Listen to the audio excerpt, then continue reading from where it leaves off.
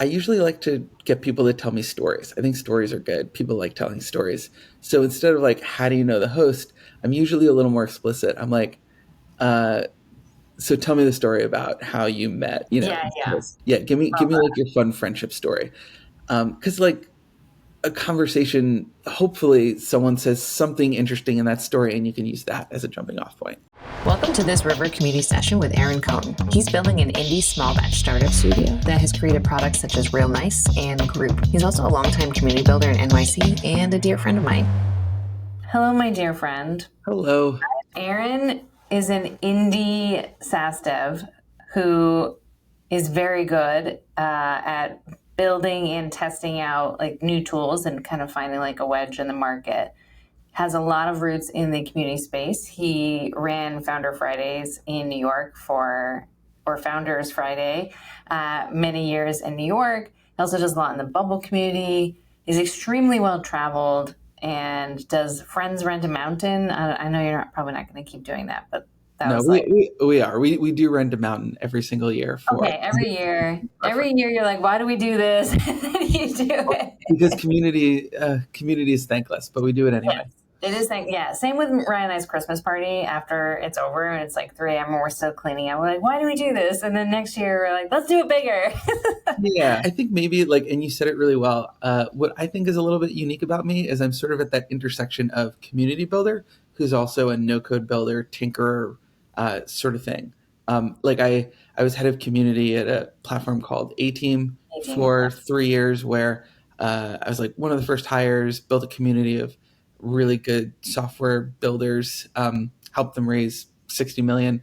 But along the way, I thought I was. I think what made me kind of good at it was I was good at using a lot of tools at my disposal. Right, like when you're an You're early like a stage startup, MacGyver of SaaS tools. I'm a little bit of a MacGyver. I like to build my own SaaS tools. I like to use really good SaaS tools. So yeah, and I just think that being a community person is hard. So and I don't think tools are talked about enough. I don't think the community space has enough good tools.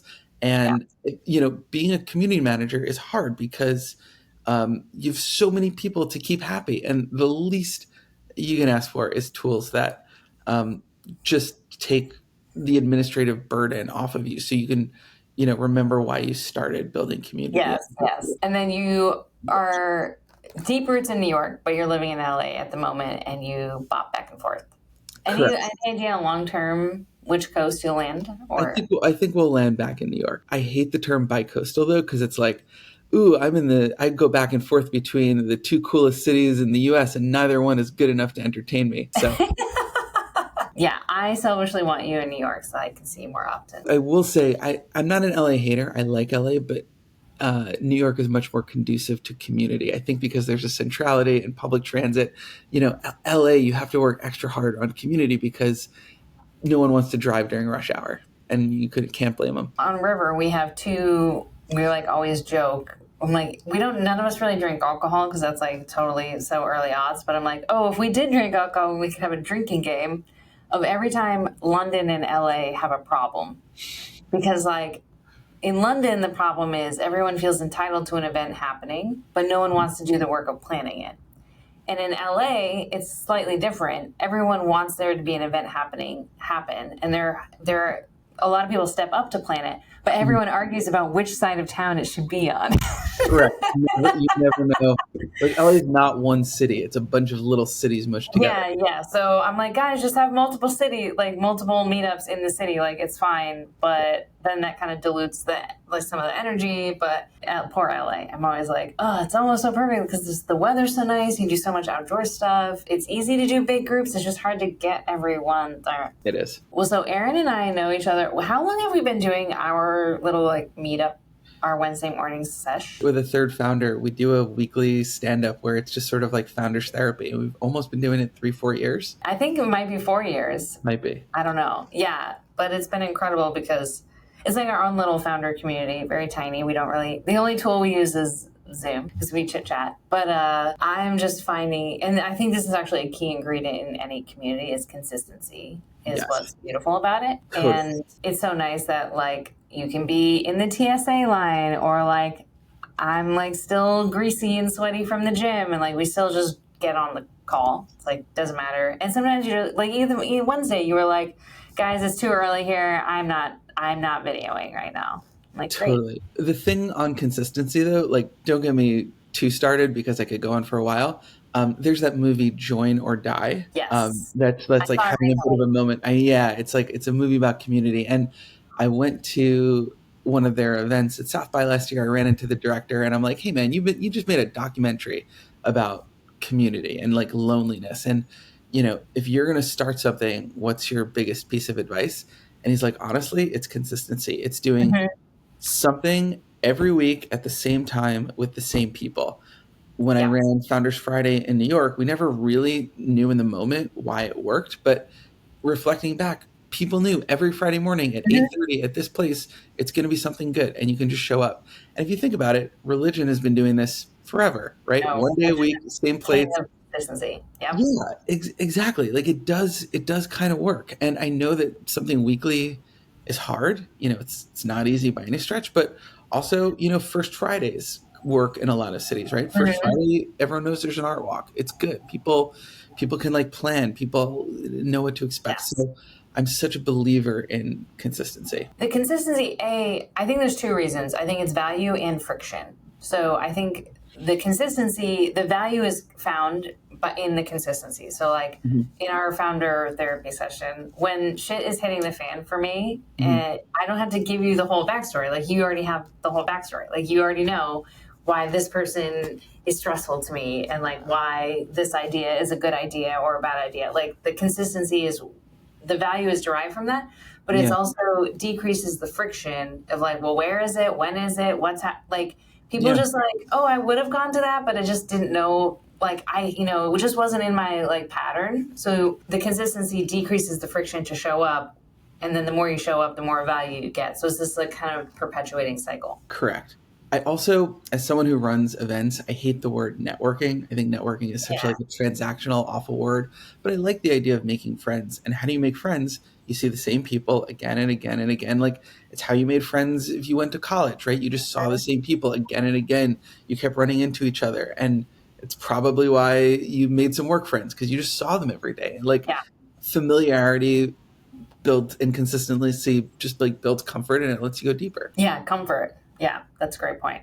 Yeah. I would love to hear. We can talk more about tools in a minute. I do I love love. tools. I don't think it's talked about enough. I think a lot of community people, and they might not be wrong, are always like, it doesn't matter what tools you use. It's No, just no, it does. it's about yeah. They're like it's about the values and it's like how you set it up. But no, tools I think really matter. Yeah, but I want to hear like what are you building? Because I know you got some juicy stuff. A problem that I've had since moving to LA is I joined all of these WhatsApp groups. I feel like WhatsApp groups have become maybe what Facebook groups were circa 2015, 2016.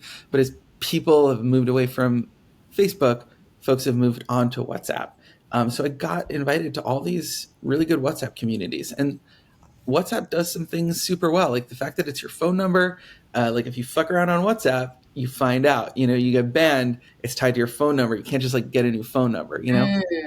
So I think WhatsApp groups are actually good for curation, and I think that people are somewhat well behaved on them because you don't want to get banned. Oh, that's a good point. Even though they're extremely private. Well, Yeah. yeah, that's the thing too. Like they're not like publicly findable on the internet. You usually have to be invited to them. So Mhm. there's a lot of things that I think are great about WhatsApp, but I also hate it as a product. I have such a love hate, and I could say the same thing about Signal, and I could say the same thing about um, Slack and Telegram. They're they're good tools that are good for chat, and people are comfortable with them, and people don't want to like. It's really hard to get people to download another app. That being said, they uh, they lack a couple things that I just really wish they had. I would like that every community needs. Like you kind of need a front door. It's hard to find them. Like a lot of the front doors of these WhatsApp communities, if they even have one, is maybe an Instagram page. You know, they Mhm. they almost never have an events calendar. There's a lot of a lot of noise, and often not a lot of noise, often not a lot of signal. Yeah. And IRL events are what people want, right? Like this from Riverworld. Like IRL events are the most signaling, and they just get lost. Someone might post a really great event, but it's buried under all these messages about, nonsense where people should have taken it to Yes. a private DM. Yeah.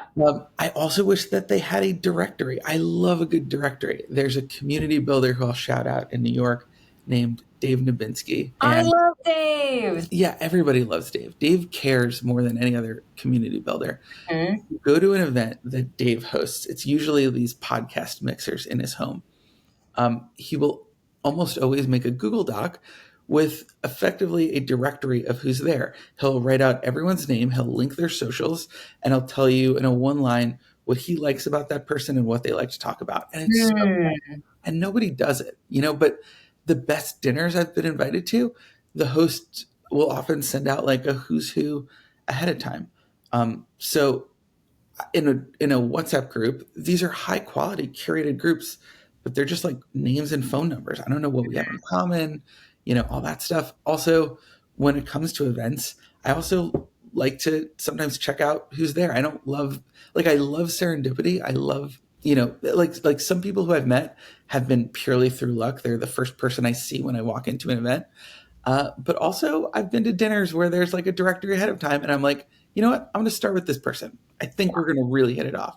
Yeah. So anyway, I love a directory, and Facebook, you sort of had the profiles, not so much with WhatsApp. So anyway, and like good members only content. So that's a long way of saying I've been thinking a lot about tools that are like WhatsApp's missing half. Like again, that gives an events calendar, a directory, a way to see members only content. I've been looking for it. I wish it existed. Also, I'll just say, I love the idea of picking your own tools. And I know that there are more and more all-in-one community platforms that have been coming out, that do events, that do chat, that do, things like Circle. And I think Circle is a good product. Most of them are ghost towns. Like people don't move over, right? Yeah, it's just like not part of your daily comms with your friends and family. It's like this whole other business network that I'm like portal that you're logging in. Yeah, it feels like a portal to me. Yeah, I know. Wait, so are you holding out on us? Or you're not telling us what you're building? Oh, well, I'm building a thing called Group, GRUUP. The U's are a little 3 U's or 2 U's? 3 U's. 3 U's. GRUUP. I'll throw it in the chat. The idea is that the U's are they're a little group of U's. Yes. Yeah, Group is a thing that I'm hacking on right now to be WhatsApp's missing half. So if you want to start a community and you want to use your own tools for chat, so like our philosophy is you probably want to use WhatsApp or Slack. Maybe you want to use Discord or Signal or Telegram, and that's fine with us too. Like I think you want to have your chat where the people are. Mm-hmm. And also I think you want to use your own event platform, right? Like you probably want to use River, or like look, Partyful or Luma, yeah. Partyful and Luma are also like solid products if you're doing like a one-off event. Obviously, River much more for if one person. Massive communities only at the moment. Yeah, totally. But or if you want to just think about the event platform space from a few years ago, Splash or Eventbrite are still around and kicking.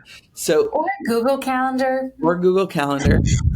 I mean, when I first did All In Meetups, it was a BCC email list and a Google Calendar, and like it worked. Everyone got where they needed to be. Honestly, in some ways, Google Calendar works better than them all because if something's on people's calendar, they show up. I know. I'm just like, sometimes you don't need to overcomplicate it, and like so you true. Don't reinvent the wheel. So yeah, so true. So anyway, group is really saying use whatever event planning software you want to use whatever chat software you want to use, and we'll do all the other stuff. We'll give you your directory, a landing page. We'll give you an events calendar where members can like submit events from on whatever platform they're on, so you can like people in the community can show up for IRL things, which is what they really want most of the time anyway. And a little bit of members only gated content, and maybe at some point a way for people to charge. Like I also think that I've been seeing more and more of these communities that charge like between $10 and $50 a month, and they Oh put on yeah. really good things. And yeah, I want to make it easier for more people to start those. I do think like River, we're kind of going after like really big communities, and it just the way we orchestrate events at scale, it just like doesn't really work for small Right. communities. Yeah, so I just think there's this like some really juicy, like powerful kind of communities, but they're smaller. They're not, millions of people. And that's the point. The Mhm. point of the community is that it's small and curated. And as soon as it gets too big, you're like, this is just noise. And then you like start to leave. Yeah, no, like I think you look. I still think that one of the main ingredients for a good community is curation, which often limits the noise. But yeah, like part of the reason I also love a directory so much is, you go to an event and maybe it's like, happening again and again. There's like some recurring, and you always see the same faces, but maybe you never talk to them. You just kind of find Or them. you talk to them and then you're like, oh, I really should know that person's name. And I don't. Right. Or you forgot to exchange contact info. So there's just so many good things about a well-run directory. Yeah. The On Deck Fellowship, which is still alive and kicking, and I did the Community Builders one a long time ago. I would say one of the most valuable parts was they had just a great directory, and you knew that you could search and filter people based on specific things. Yeah. You could kind of favorite the people in your cohort that you might want to like go a little deeper with. And Nice.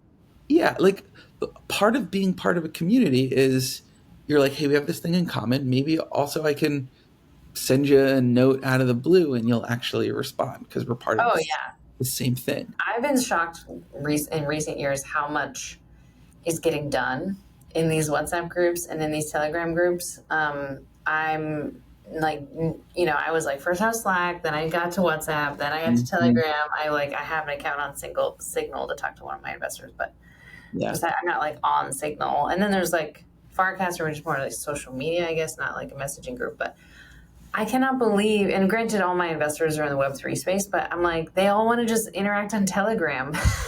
I know. So I'm just like, I'm in Telegram for my like ladies salsa team, and then all my investors. So I'm just like, yeah, I'm working in this.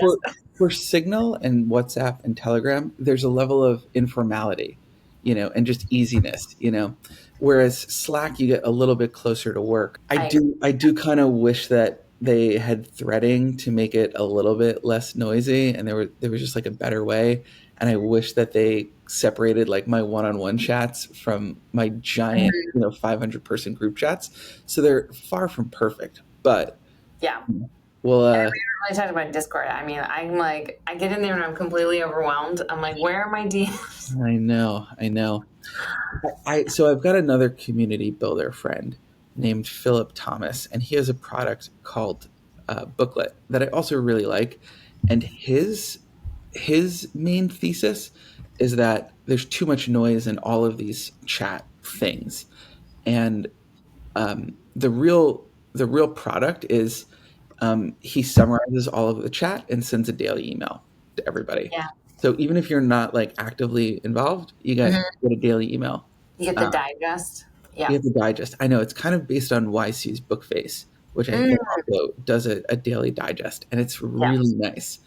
And he said a few times the email is the product, and I think he is probably onto something there. Email is like, as much as people want to say, I don't know, email, like we're experiencing this on River. Like, you probably spend more time interacting with emails that you get from River than you spend on the actual platform, because it's like that's how you get notified you've been approved to host.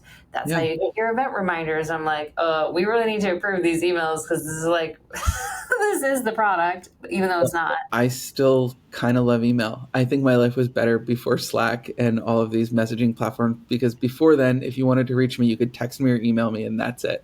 Now now everyone has 18 places to check, and it does make it so hard to break through the noise. What I really need is a woof where it just brings all of them into one stream, like one inbox stream. But that's a very nice old Office reference. Yes. So I know you're working on group. Are we talking about Real Nice at all, or? So I made a super simple personal website builder called Real Nice. It's like Squarespace or Wix, but except it's free forever for like a little personal website on yourname.com. And I do think that that plays a role in community. I think that it, most it's hard to get a good sense of who somebody is from LinkedIn often. I Mhm. really like when people have personal websites. And like when I get introed or, when people are part of my community, I love sharing personal websites because I think it lets people go deeper faster. Yeah. A personal website is kind of like a single baseball card, and a directory is just a collection of baseball cards. But, Yeah. it's kind of the same thing. Another community builder who I really like is this guy Jesse Israel. He ran the Big Quiet in New York and Medi Club, like one of the first big meditation clubs in New York. And he gave a talk on community one time, and something he said that always stuck with me was you got to give people permission to connect, and you got to give people easy openers. So how many times have you been at an event, right? Probably even river events, and someone walks up to you and they just lead with, "So what do you do?" And it's Yeah. like, It's like, yeah, and what are like your favorite openers? I'm sure you have a couple. I do, and for what it's worth, I really like it when so Nick Gray, uh, our boy, is big about name tags, and I think name tags are fine. But what I really like is a name tag that says "Talk to me about," and just like some things that you like to talk about, and you can kind of change it based on the day. With group, that's our one kind of universal question every time like you add yourself to a directory. It's like talk to me about, and you could change it based on the directory. But we all have stuff that we just get super energized talking about. Okay, what do I like to talk about? Mm, Sometimes I ask people what they do for fun in life, and I try to find some commonality there. Uh, I kind of like sometimes I like the framework. Why am I here? Why is this person probably here? And what do we have in common? So I try to find a little bit of commonality. Sometimes I ask like, if it's like a wedding or if it's, something where um, like one person brought us together. I usually like to get people to tell me stories. I think stories are good. People like telling stories. So instead of like, how do you know the host? I'm usually a little more explicit. I'm like, uh, so tell me the story about how you met. Yeah, yeah. Yeah, give me like your fun friendship story.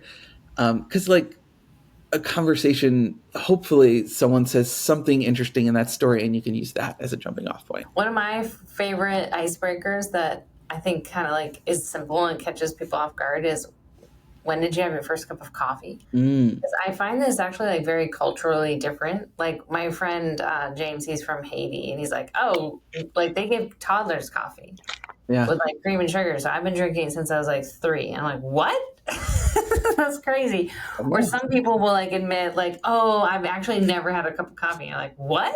Or some people are like, I only drink tea, or some, I don't know. Yeah. Sometimes it's like an easy, I you don't end up learning something about them. Like, oh, I've been drinking coffee since I was 10. And you're like, Jesus.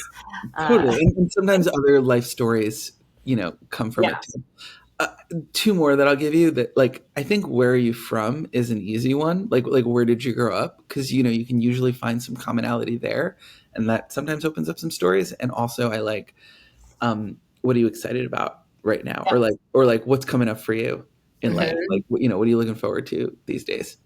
Because Yeah. I want someone to lead with their good energy so I can bring good energy. I also like, if you could retire next year, like what would you work on? Yeah, What would you do? that's also a fun one. Because it's not like if money were no object, because it's like, I don't know. That's Yeah. like super yacht money or something. I don't know. But Mhm. it's like, oh, if I was retiring next year, I'd work. You can usually kind of discover like a passion project or Definitely. something that way. I want to kind of hear your take on like, so you're a community builder, but you're also building tools in the community space. Mhm.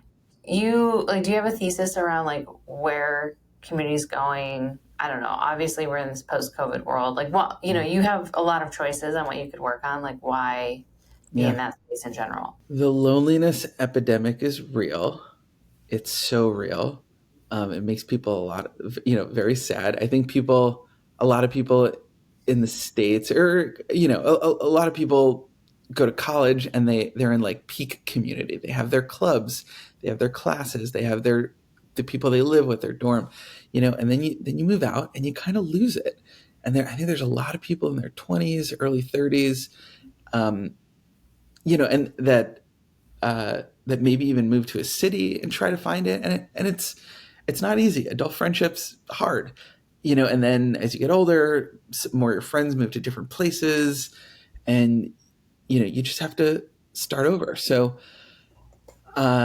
okay, so that's why I do it a lot.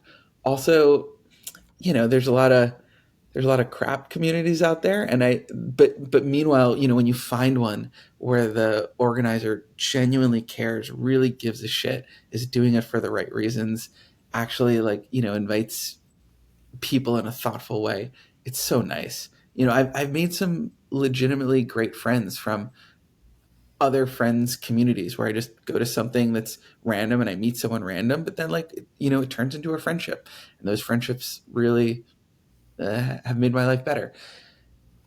Just in terms of where it's going, I think we need more micro communities, and we need more people starting good ones. And I'll tell you why. Sometimes I joke, Aaron's rule of community is that a lot of communities start small, and they're magic. They're really wonderful. And then people hear about a good thing, so they get bigger and bigger and bigger. But then sometimes the quality of folks goes down and they lose the plot a little bit, and then it becomes giant. I mean, this even happened with plenty of communities that I've run over time. I've really never met a community manager or someone who ran community that avoided that. And there's kind of only two options at that point. You can either fork it back to some OGs. So you can subdivide it, right? Like the Founders Friday community that I ran every Friday, it got a little bit too big and the quality went down. So we started doing these small curated invite only dinners where everyone was like the CEO of a CPG or like a DTC startup, or everyone was like, or like worked in product at a fintech company. Or like, worked was a chief people officer somewhere. Like, people love those people. Like the ratio of how many people we invited to how many people accepted it was like off the charts, because people want small, highly curated, thoughtful gatherings. What I notice is on River, people are less likely to RSVP to a small event, but they're more likely to enjoy a small event. Like they're more likely to RSVP to a big event, but they're more likely to enjoy a small event. Correct. And so I'm on like a mission to kind of break this for people. Yeah. And because River, it's all about like decentralized community, and we have all this geolocation. I'm like, I want the average event size to go down, because this, proximity and consistency, even in New York, like I don't want to go to Brooklyn. I don't want to go to Soho if I'm in, Upper West Side or vice versa. And so I hope that the number of events goes up and the size of the events goes down, and that people are getting together more. But we have some like UX issues we're going to try to work through, because there'll be like 7 people RSVP and they're like, no one's going to show up. I don't want to go. And I'm like, what do you mean 7 other founders getting a taco? Oh my God. Like, that sounds perfect. Yeah. So I think we're going to build out more like, I don't know if this happens for men at the barbershop, but for women at a hair salon, you get a text message that's like, are you confirmed for your appointment tomorrow? Type yes, type Y or no. And so I think we'll probably release kind of those types of things, and then also surfacing each other's profiles, like a directory of who's going. So you're like, okay, there's only 7 people going, but Aaron's going to be there, and I've always wanted to meet him, or he looks super juicy or high quality. Definitely. And like, look, 6 people like just confirmed that they are going, so I'm going to go. Definitely. Yeah, I'm trying to break the psychology of people, because like, who ever got a lot of value out of going to a 100-person loud event where you just like, you're tired? I don't know. No, it's nonsense. You're so right. I wish there wasn't this stigma. My only hypothesis is people are afraid that if it's only 7, 6 are going to flake, and they're going to be the only one that shows up. And or like one rando weird guy who just like has no social skills or something. Yeah. But another reason that I like directory is like, if you send out a list ahead of time of who's going, I think it's harder for people to flake because they're like, oh, some people might be expecting to meet me. Some people might be coming just for moi. Yeah, I think that's fantastic. I support that idea. I think it's Yeah, there's a few like people in like tech Twitter and they like throw these huge tech parties and I'm like, you know, I got invited to one like in a DM and it sounded like more small and curated and then I saw it got posted on Twitter. I'm like, oh, that's a shit show. I'm definitely too old to go to. I'm like, I don't need to go to 200-person ragers. so there. A story I sometimes tell is of the single best event I ever got invited to, and Ooh. I can kind of break it down as to why. I think there were a few ingredients that are not like most people don't do, but and anyone could kind of copy. So, backstory: it was run by a dating startup. It was called Grouper, and their main product was 3-on-3 dates. So like I'd grab like two dude Oh, friends, and they'd match us up with three ladies, and we'd have a date. But as that wasn't working, they started experimenting with a new model. Anyone who was dating in New York in like the early 2010s probably knows about Grouper and probably knows about Challen. Challen from Grouper, look it up. She was like a legend. She was like the concierge, and everyone was obsessed with her. Anyway, so Challen put this event on, and here's why it was great. It was a singles event, and basically she sent everyone a text message, or maybe certain people a text message that was like, hey, we're not sending this to everybody, but we're doing a small intimate event for our favorite members. Was I one of her favorite members? I don't know, but A, it made me feel special, and B, it made me think that the bar, like people, yeah, the the other bonfire. people, yeah, the thing I was They walking weren't just casting the fishing net, far and wide. totally. A, like made me feel special and made me think that the other attendees were going to be great. They said at the door, here's a password that you have to say, and it was totally nonsense, but I still remember it 12 years later. It was like the Lannisters send their regards or something Game of Thrones related. I didn't even watch Game of Thrones, but I just thought it was fun to have an event that has a password at the door. I've done that for my birthday party. Sometimes it doesn't mean anything. You don't actually have to know it. But I think it also adds to the, hey, this is curated, this is thoughtful. Special. Yeah, Yeah. it's special, and it's a little weird. You had to pay money ahead of time, so they charged you $20. So which is like not a ton, but it made it less likely that you flake. Oh, I know yeah. members played around with, and I know some people like bitch and moan about $5, but man, I it tell like you, $5 is not worth much, but the show up rate is like 99.9%. Like, unless your dog died, like, you're coming. yeah, no, I know. They also, for that $20, I think it was like a 2.5 hour event, but they said for that first hour, there's an open bar. So I've never seen everyone get there on time. Like, so I think if there's something that is offered right at the beginning of an event and like runs out, I it gets do people this. there on time. Yeah, I sometimes I'll say first 10 people to arrive, their drink is on me.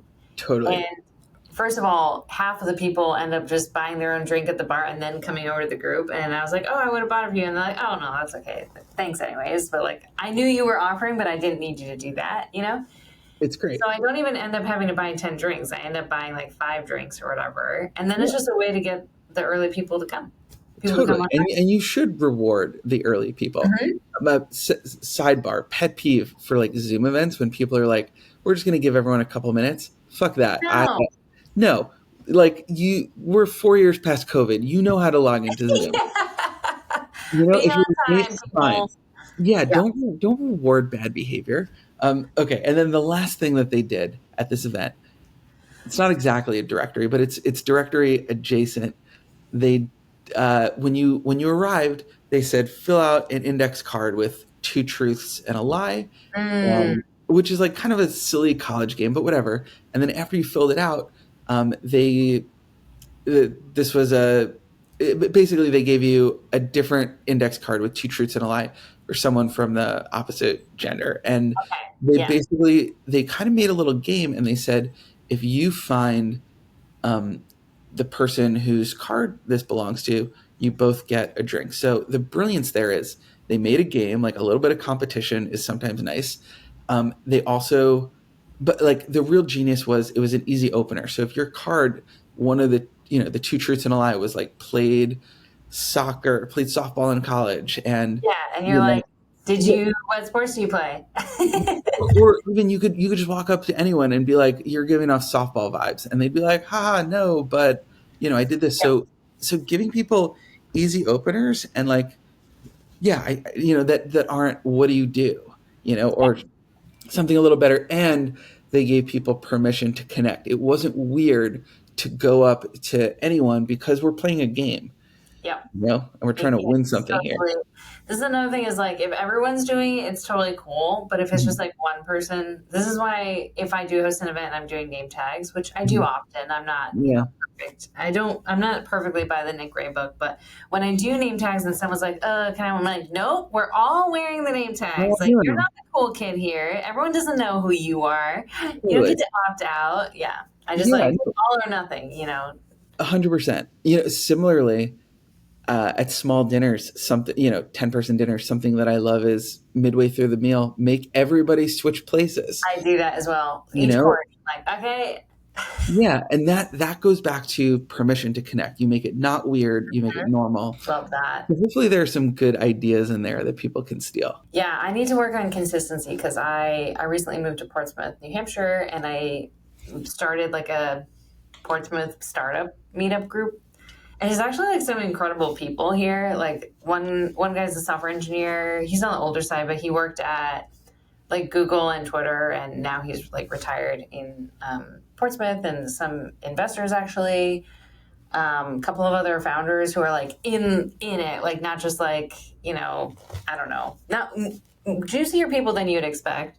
Yeah. Started the group, and then I just like totally lost steam the past couple 2 months just because I've been fundraising, and it's my deepest regret of like not, because it's so hard to get the momentum back. I know it and really I just totally ate it. I mean, look, who among us have not? It's not easy. You can't beat yourself up on it. What I would say though is that my favorite book on community is the book Get Together.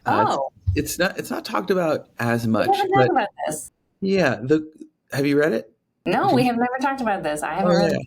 The core big idea of it is so many well-intentioned community builders want to build the thing for everyone else. And I do think that, especially when you're getting something off the ground, it takes a builder who really cares.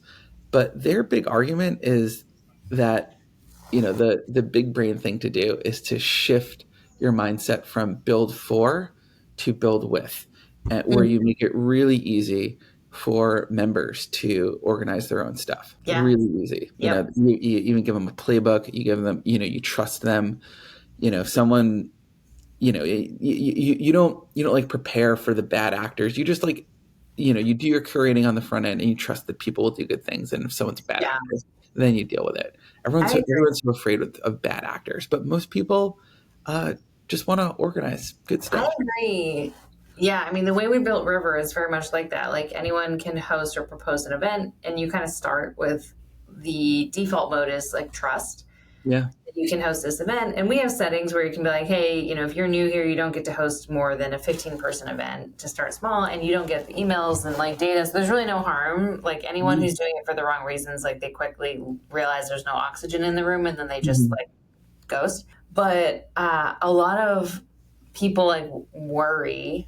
They're like, well, what if we have a bad host? And I'm just like, well, first of all, everyone's meeting in a public place. They don't get the emails or the data. And we have like 3,000 hosts on the platform, and the average host rating is over 4.7. I'm like, it's pretty good. Like, honestly, most humans are pretty good humans. And a lot of people, like, hosting is just a lot of work with like not always an immediate payoff. So it's like most people just self-filter themselves. But I did this with my all-in community too, which, we're in Slack, and there's like hardly any, like, there's no rules. Like sometimes people DM me and they'll be like, oh, like, can I start this channel? I'm like, yeah, go ahead. And they're like, oh, the permissions are there so I can start a channel. I'm like, yeah, I'm not the channel police. Like, do whatever you want, man. Totally. But when someone's a bad actor and they say something like horrible and racist, I'm just like, hey, man, delete your comment and apologize right now or you're gone. Yeah. And they're like, no, you know, they get mad. They like leave kicking and screaming, being like, there's no warnings or like, there's no, you know, guideline. I'm like, yeah, I'm not your fucking mother. I'm not writing a guideline. Like, be a good human or get the fuck out of here. Right. Like, And they're not paying you money. yeah. And then they, you know, I get called a fascist and they say everything's going to be ruined when they leave. And I'm just like, bye. Don't let the door hit you on the way out. Because I'm just like, look, if you can't be good, like, you're out. Like, I'm not sitting around, like, typing up guidelines on being a good human. Like, go do that somewhere else. Yeah. Totally. So that my strategy is, like, be extremely open and then extremely, like fire fast. Could not agree more. Yeah. And I think that's the way that you keep your sanity also. Like you can't be a jury. You can't give these free members of a trial in Slack court. Yeah. Also, like, the all-in community is extremely open-minded. Like, they're very politically diverse. It's not like you just say some, you know, whatever. Like, people are very thick-skinned and very open to new ideas. That's the whole reason that people come to the all-in community. So if I get 5 DMs that, like, you're being a dick, like, you really stepped in, buddy. Because, like, it's not like a group of fairies who are just, like, super sensitive about everything. So I just kind of, like, let the group self-police. Like, if someone flags it, I'm like, okay, you're out. Bye. Yeah. Sometimes people don't complain. So if you see bad behavior as a community leader, you just have to, like, weed that out quickly. Because a lot of times, like, especially in-person events, if someone's, like, sucking the air out of the room, no one will complain. They just won't come back. No, I get it. So should we talk other tools? And What obviously, else are you using?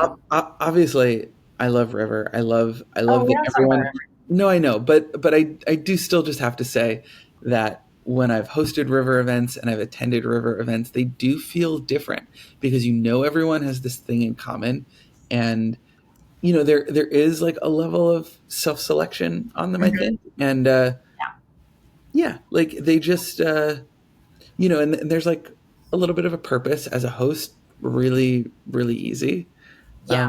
Yeah. And I dig it. And you feel like you get, I would imagine that the hosts feel like they get a little bit of brand, like it legitimizes their events. They're like a rock star for the day. Yeah. Because what happens is a lot of people are willing to host for the evening, for the afternoon, or once a month, but they're just not trying to build something from scratch. It is so much work to, like, get people to care and take the time out. And so we kind of, we're this, like, market matcher of, like, there's this community with shared values and they have a lot of reach, but they need people to host their events. Yeah. You might be a busy founder who's not looking to, like, spin up something from scratch, but you can certainly pick a bar, by the way, that's, like, near your house and is very convenient to you and when you want to hang out, where you want to hang out, and then just, like, inherit, 20, 30 RSVPs. Right. And everyone wants to talk to you because you're the host. It's just, like, kind of a good matchmaking.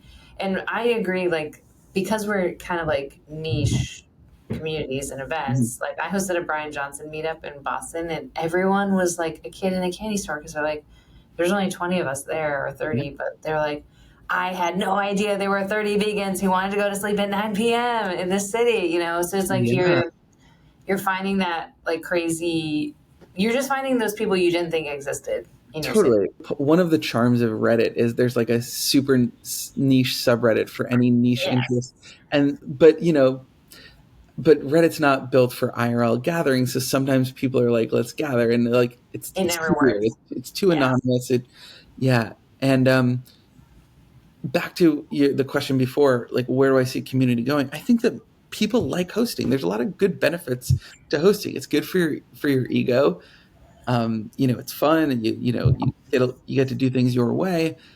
It's just really hard for people, and that's why I do believe in tools. I think that making it less of a pain in the ass for hosts makes it easier for more people to be hosts. And if more people to be hosts, you can do smaller, more niche, higher quality type things. Yeah. And I've been surprised, like, some people are very earnest and they seem very socially, like, savvy and adept or something, but they're just like, well, what do I do? And I'm like, you just pick a place. And then They're Yeah. like, but do I have to make a reservation, like pay? I'm like, no, you can just show up and like elbow your way into a table. And they're like, what if too many people come up? And I'm like, it'll be beautiful chaos and you'll all get your drink to go and head to the park. Like, just certain people, like, I guess it's like more natural to some people. And and sometimes people just need to like know that, oh, it's okay if it's a little messy. Or, if only 3 people show up, you can all be like, haha, that was weird, but have a really good time together. Or, yeah, I don't know. I think people are bad at, some people that I find they're unexpectedly have anxiety about hosting when it's like really fine. You don't have to be like this perfect 1960s like housewife who just like did everything. Okay, so what else are you using? Well, yeah, I was going to say, what other tools do you like? I mean, just for events, I feel like if you're not using River, Partyful, or Luma, what are you even doing? Yeah, I mean, there's still like Meetup and Eventbrite, and I feel like people are just doing that as like a Hail Mary to kind of like get more people to find out about their event, but then it's never quite the people you want. Like, it's like, if you're going for bigger, sure, but bigger is not always better. Like, you're kind of looking for the specific angle. Totally. What other tools am I using? Honestly, I used Airtable pretty hard when I was doing All In because I had their directory. Right. But like a few data issues, I had a lot of data issues with Airtable. I mean, Airtable, like it's not a sexy word, but you have to do member management somewhere, right? Yeah. And I guess Airtable is the best option that we have. Like but yeah, I think Airtable is still intimidating for a lot of people. It's very powerful, but also Yeah. like a little bit.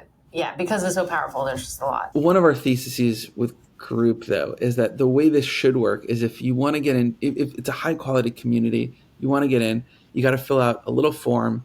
It goes into a member management thing, probably Airtable, and then you can like approve or deny. And then if you approve, you want to automate a welcome email and ideally auto add them to the WhatsApp or to the Slack or Love that.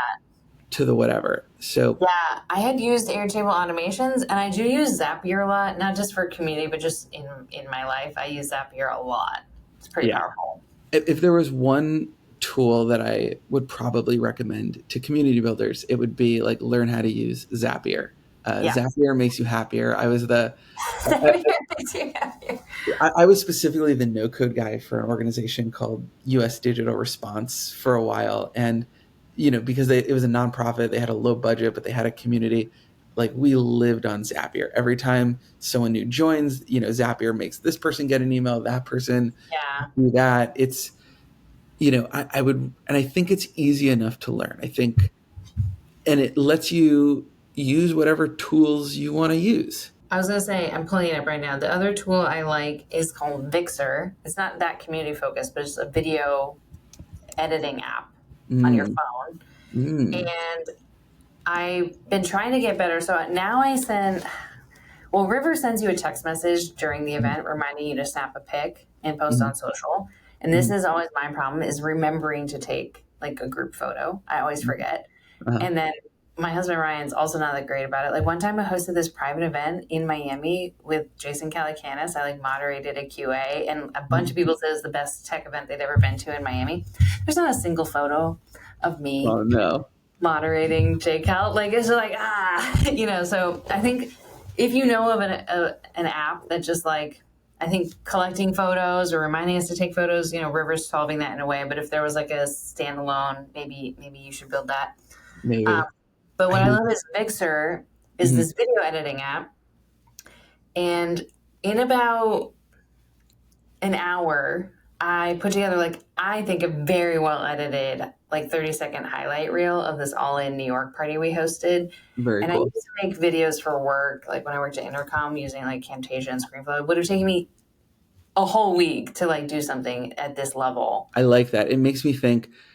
So back to our pal Dave Nabinski, when he sends cold emails, he usually includes a loom of him speaking, and I think that's wonderful. And I can't remember ever being invited to an event where the host made a 30-second video ahead of time, or like, hey, this is what I look like. You can come find me. I'm excited to see you. Oh my God, I'm going to build this picture in River now. Just to make it more human, right? I think I would probably do that. If I just uploaded a thing, for people to Totally. watch at a time. And Yeah. telling people like what the vibes are about, like, and letting your personality kind of dictate the vibes. Yeah, 100%. I love that. Something that we are trying to figure out in group, and I haven't seen it done amazingly well yet. You know how ChatGPT is great. You can ask it any question, and it'll tell you an answer. We don't really have that for people. So I feel like the next step in a directory is you go into an event and you see who's there or you see who's in the community and you just ask them like you asked the ChatGPT like interface a question like, "Hey, Yeah, who like here who's here is doing working in this type of thing, and like who should I talk to?" It's kind of to like one of the most amazing experiences you can have at an event is you walk into a party, the host immediately sees you, he or she knows you, they know what you're about, and they're like, "Oh my God, Ray, you it's so good should to see you. see. You got to Yeah. talk to this person over here. Like, come here." They grab your arm and they walk you over. It's pretty great. I would say um, the coolest thing I've seen lately, um, Farza from Build Space made a thing called, and I Oh, think Build Space has been on my radar a lot lately. yeah, he just kind of released it. Uh, I think it's called Sage, and I'll put it's AI for people in a directory, and Cool. throw it in the chat. I think more people should build things like it. And then, are you still doing Rooster? Yeah, except now we call it acrobats. So Oh. it's that's okay. Rooster was an old startup that I had where we gave people calls every morning to talk them through their day. So Rooster made a lot of sense because like a morning wake up call. Yeah. Okay, I see. Yes. Basically, yeah. The other community that I've been running, it's sort of a community, sort of not. It's a co-op. It's a coaching co-op, and it came from this problem that I had where I loved having a coach. I paid for a coach for a lot of years, and it's amazing. It's different from therapy. Someone who just like has your back, is your cheerleader, accountability buddy. You can just work through hard problems with. It's a little bit like what we do collectively on Wednesday mornings, Ray and I, and our third founder Jay. It's really nice. However, having a coach is expensive. So when I quit my job, they're like, $600 to $1,000 plus per month, and I was like, there's got to be something in between that price point and $0 a month and having nothing. So the basic model is I invited 30 people who I've known for a while, who've been in the startup game for a while, and I basically said, hey, I'm inviting you because you're the type of person who I think would like having a coach. I don't think you have one, but also I like if someone told me that you were my coach, I would be excited. And it's a give to get to a month model. So everyone got matched with a coach and with a coachee. You get 2 coaching sessions a month, and you give someone else 2 coaching sessions a month. Nice. Yeah, we do a little bit of training, and yeah, so for acrobats, and we just changed it to acrobats because acrobats they're flexible and they, you have to put a lot of trust in your fellow acrobat that if they throw you up in the air, that they won't drop you, and they're highly skilled. And also there's an emoji, and I like calling everyone a troop, but yeah, so like that's the idea. I call it like 80% of the value of coaching because it's not as good, but it's 8% of the cost. So, you normally a coaching session could be $100 to $200. This is like $180 for 6 months. Oh, wow. So I am starting another co-op cohort pretty soon. So I'll probably start talking about that. No, it sounds great. Yeah. And it's like a lot of times, you're smart and they're smart, but you just like you're in your own head. It's not that like you need someone 10x, Totally ahead of you in life or something. It's just like space. Yeah, just space to hear the person out. They say too, like a lot of the training is that there's a joke in coaching that the presenting problem, the problem that someone comes into a coaching session with, is not the real thing. So your job as a coach is really just hold space, help figure out what the real problem is, and then just ask the right types of questions so that people can figure it out. And part of the co-op is we made a list of everyone's favorite coaching questions. So everyone's got like a coaching bank that they can choose from. Oh, nice. Yeah. One of my other dear friends, Ariel, she's an executive coach, and she talks about upstream problems but versus downstream problems a lot. And there's like a lot of times people are they surface the downstream problem, but really like you need to go upriver and like stop.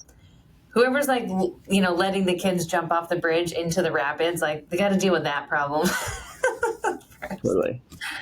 Yeah, so that's kind of what's going on. Yeah, Acrobats is a fun one, and I'm just doing like freelance bubble development. I mean, I'll say this too. A couple years ago, I was not technical. I was okay at Zapier, and I could make a Squarespace site, but I couldn't really build software. And the most empowering thing that I've done in the last couple of years is I got a no code coach who helped me learn Bubble. If you don't know Bubble, I would say that it gives you 80-90% of the superpowers of a software developer for like 10% of the learning curve. It's harder than Squarespace and Wix, but not that much harder. Okay. So, yeah, for especially community people that want to build tools for their own communities, Bubble is a really great thing. Like, especially if you're good at Zapier, or you just like you need something more powerful than Zapier. Yeah, very cool. And I'm always down to jam on Bubble stuff with people. So I love it. Okay. Well, where can people find you, Aaron? I'm on Twitter, just at Aaron Cohn _NYC, even though I'm in LA. I haven't given that one up.